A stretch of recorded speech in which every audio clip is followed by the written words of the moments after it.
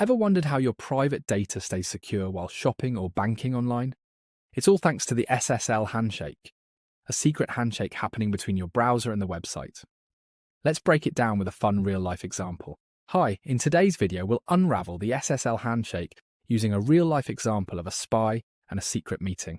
Stick around because this will make you see online security in a whole new way. Now imagine you're a spy meeting someone to exchange secret messages.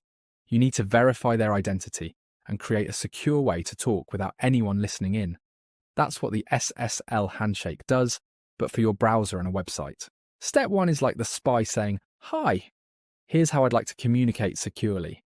This is called the client's hello message. It includes supported encryption methods and a random number. The website or the other spy responds with, "Hello, let's use this method." This is the server hello, and it chooses the encryption method and sends its own random number and a digital certificate to prove its identity. The browser checks the certificate to ensure it's trustworthy. Think of it as calling the spy agency to confirm the other person's identity. Now that identities are verified, both spies exchange keys to create a shared secret. This ensures their conversation is private. This step uses asymmetric encryption. Finally, they switch to symmetric encryption for faster communication, and now all their messages are completely secure. Mission accomplished. And there you have it. The SSL Handshake in action. It's like a spy mission ensuring your data stays safe and private.